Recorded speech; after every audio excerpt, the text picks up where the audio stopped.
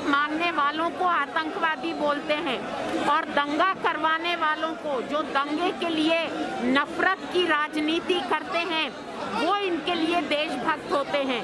इनकी परिभाषाएं बदल चुकी हैं और इसीलिए इनके खिलाफ सिर्फ किसान आंदोलन नहीं बल्कि एक व्यापक जन आंदोलन की जरूरत है। मैडम, जबकि जंतर मंतर पर शांति से जब किसान बैठा हुआ है तो दिक्कत क्या है? 200 लोग हैं, वैसे तो हजार की सभाएं हो जाती हैं, लाखों की सभाएं होती हैं। एक्चुअली बात तो वही है ना, आप और हम समझ रहे हैं, लेकिन ये सरकार नहीं चाहती कि दुनिया जाने कि किसानों का मुद्दा आज भी ज्वलंत मुद्दा है। वो ये सोच रहे हैं बॉर्डरों पे बैठे हैं, बैठे बैठे थक के चले जाएंगे। उन्हें ये नहीं पता कि 7 महीने से बैठे हुए किसान थके नहीं हैं।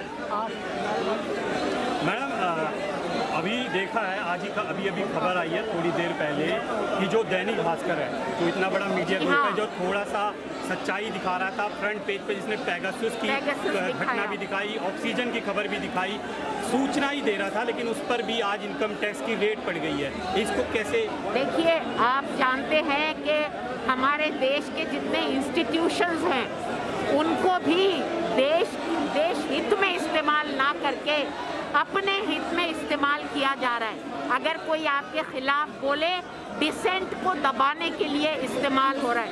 पेगासस की न्यूज़ दिखाना अगर डिसेंट है तो आप तो खुद ही अपनी पोल खोल रहे हो। अगर वैसे देखें तो ये तो फिर अपनी पोल खुद खोल रहे हैं। अरे पेगासस की एक न्यूज़ है, आप उसका खंडन करो, आप उसके ऊपर इंक्वायरी बिठाओ या जो भी करो, ठीक है। अगर कोई उसकी न्यूज़ दिखा रहा है तो आपको क्यों दर्द हो रहा है? वही दिखा रहा है जो किसी ने, जो द वायर या और वेबसाइट ने खुलासा किया है, वो अपनी तरफ से कुछ नहीं दिखा रहे। लेकिन ये आप लगातार देखते आए हैं कि ज़रा डिसेंट हो और उसके खिलाफ ये लोग इस तरह से हमला बोलते हैं। वो डराने की धमकी दे रहे हैं ना, जिस तरीके से अभी आपने बताया, तो उसमें ये सोच रहे हैं कि इनको डराएं और इनको धमकाएं और इनको शांत कर दें, तभी ये रेड जो मार रहे हैं। तो इनसे जो भी बोलने वाला जो निडर होके बोलेंगे तो इन ऐसी चीज़ों से डरने वाले नहीं है। मैडम, बहुत ही कम ऐसे चैनल या ऐसे मीडिया संस्थान हैं जो सच या बिल्कुल सामने, क्योंकि मोदी के चमचे हैं भाई, जो ये मीडिया इतना कुछ मीडिया के जो साथी हैं दिखा रहे हैं, कुछ ऐसे हैं जो पूरे मोदी के बिकाऊ हैं। आज किसान यहाँ पे सड़कों पे बैठा है और ऐसा कभी दिन आया है कि कोई एक आइडेंटिटी कार्ड लेके और चेक करेंगे? ये कभी नहीं ऐसे हुआ है। ये घोषित इमरजेंसी जैसे चांस हैं और इसके लिए जनता लड़ेगी और मोदी की सरकार को आने वाले समय में हर हालत में इसको बदलेंगे। क्योंकि आज जो किसान का मुद्दा गरमाया हुआ मुद्दा है, मजदूरों का मुद्दा, ये जो आप कोरोना की आड़ में अब कल कह रहे हैं कि कोई ऑक्सीजन से कोई मरा नहीं, ये कोई बात हुई? कल तो ये कह देंगे कोरोना से भी कोई नहीं मरा। तो ये इस तरीके के जो ये बात हैं, इनके हम सरासर इस सरकार की निंदा करते हैं। और मैं अखिल भारतीय जनवादी महिला समिति की तरफ से जो आज यहाँ पर किसान आए हैं, उनको हम लगातार समर्थन करते आए हैं। और ऐसे हालात पैदा हुए तो पूरे देश भर की महिलाएं किसानों के समर्थन में उतरती रही हैं और फिर भी उतरेंगे। जो ऐसे लगातार इस तरीके से जो नाम क्या? मेरा नाम आशा शर्मा है। कौन से संगठन से? अखिल भारतीय जनवादी महिला समिति। मैडम, आपने? मेरा नाम मैमूना मुल्ला। हाँ, क्या नाम था? मैमूना मुल्ला। हम दोनों एक ही संगठन हैं। मैडम, अभी आपने देखा कि राज्यसभा में केंद्र सरकार ने कहा कि भाई जो है कि ऑक्सीजन की वजह से कोई नहीं मरा। कितना आपको सच्चाई लगती है? नहीं, ये तो सरासर झूठ बोला है।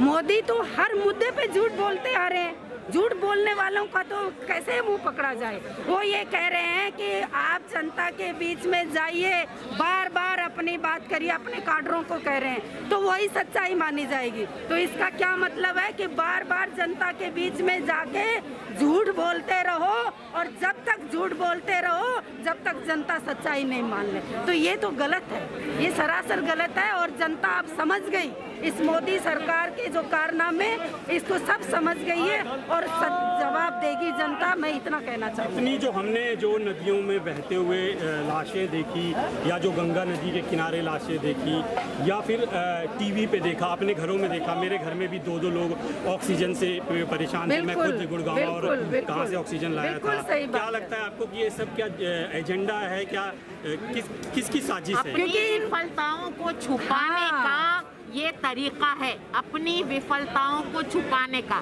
आप जानते हैं ना, एक झूठ 1000 बार बोलो तो लोगों को सच लगने लगे। हिटलर ने भी यही किया था।